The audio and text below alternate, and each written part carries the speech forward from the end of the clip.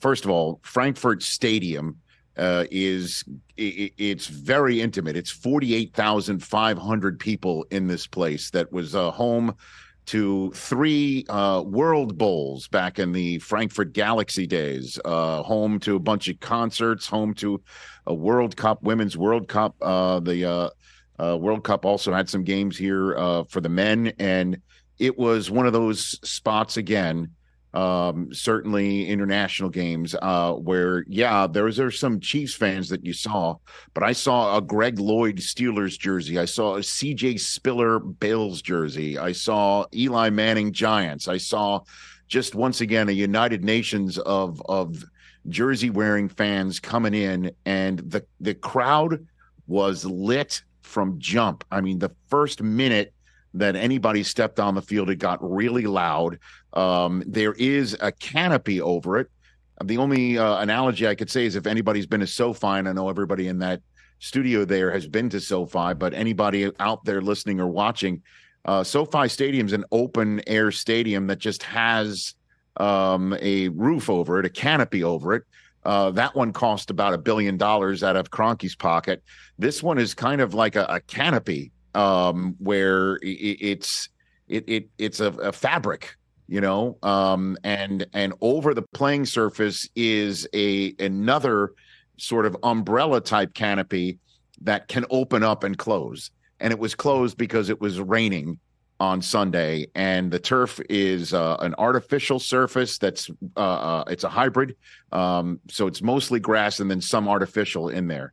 And the players just came out, and the Dolphins, for whatever reason, decided to give the ball to Mahomes first. And that one kind of was a little bit of a head scratcher, to be straight up with you. And I know the Dolphins probably felt, okay, we got Xavier Howard and we got Jalen Ramsey back together, but you know what? Let's just send Mahomes out there.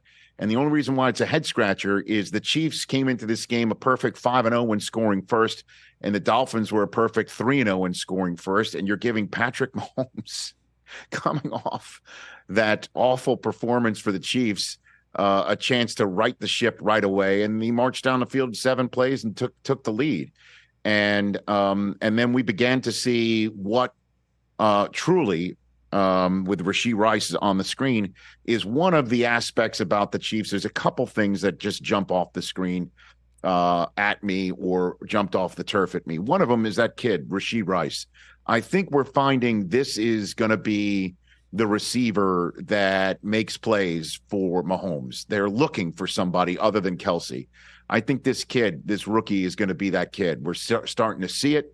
They threw the ball to him out wide to start the scoring. He also made a terrific grab early on in the second quarter to move the chains when the Dolphins defense began to assert itself. That led to the Chiefs' second score of the game, which was Jerick McKinnon over the middle.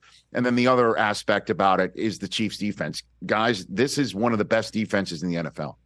Period. End of story. You got to put it up there with the Ravens. You got to put it up there with any other defense. The Niners before they started sliding. The Cowboys on many of their nights. You got to put them up there.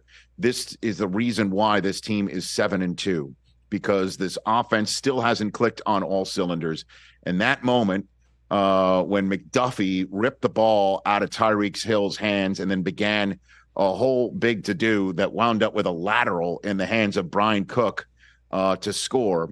It was one of those moments where I'm in the booth and I'm like, wait a minute. Okay, that's play stopped for nothing. Wait a minute. The ball's loose. Wait a minute. It's picked up. Wait a minute. It's lateraled. Wait a minute. He's going the whole way. And it was just a total mind-blowing moment right there. And that was the margin of difference after, the Dolphins started scoring some points in the second half. And the Chiefs defense got it done towards the end of the game. They got it done. And I know it was a botched snap that ended it. But when the Chiefs now come off of their bye, they'll be taking on Philadelphia. How about that? The Philadelphia Eagles go on their bye. The Chiefs go on their bye. And the Dolphins now go on their bye with that narrative, as we all thought would be the case. That narrative being, hey, who have they really beaten? They came close yesterday. I don't know if that matters to you, Brockman, because I know you've been kind of leading that charge.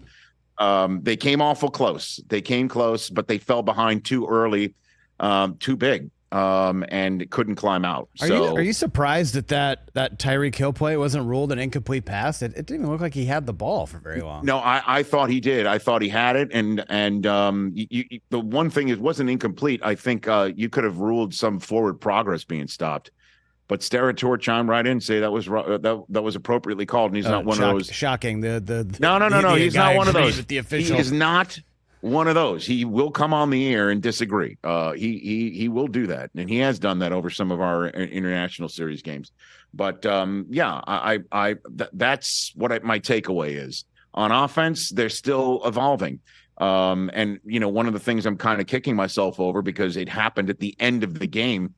It happened on the Chiefs' final possession that wound up going 3 and out to give the ball back to the Dolphins. So obviously that took center stage, the Dolphins having one last chance to tie the game late. Is that Travis Kelce passed Tony Gonzalez for the most prolific pass catcher in the history of the Kansas City Chiefs. And just seeing him and Mahomes on the same field, doing what they're doing, and how the Dolphins kind of shut that down yesterday, again, leads me to think Rashee Rice, a lot of Isaiah Pacheco, and that defense with Mahomes and Kelce sometimes will not be held down like that, and that's the difference maker. I just wanted to give that off that off my chest before we get to Overreaction Monday. Well, let me ask this real quick, Rich. The narrative that Mike McDaniel said, before you spoke last Friday about that great production meeting you had with Mike McDaniel, how enlightening he was and how different a coach he is. He also said that until we kind of beat another team, we have to change that narrative until we beat a good team. So where are they now in your eyes after seeing them up close, after failing to beat yet again another quote unquote good team? Well, I think where they are is a defense that's going to get better, because, again, it was Howard and Ramsey on the field for the first time together. They really can sack the quarterback. They can get after you. Now they're going to start locking some people down outside. And then, again, it's just if the defense against them is going to cause Tua to hold on to it, what's next? Jalen Waddle getting dinged up in the first half wasn't helpful either. Achane coming back is going to be, as you know, a difference maker. That kid was lighting it up, and was actually somebody giving C.J. Stroud a run for his offensive rookie of the year money before he got hurt. So I'm not discounting the Dolphins at all. They still have a good shot to win this division now that the Bills lost again. We'll see what the Jets do tonight, but I still think the Dolphins are a team with the inside path to win the AFC East. And then who knows? All they got to do is just beat one of these teams in the playoffs, which I think they're going to make. I think the Dolphins are a playoff team. I think we could see that. So I'm not going to discard them. But right now, the 1 seed looks like it's fading a little bit. Just halfway through the season, lots more football to be played, obviously. Catch the Rich Eisen Show every single day on the Roku channel, 12 to 3 Eastern, for free.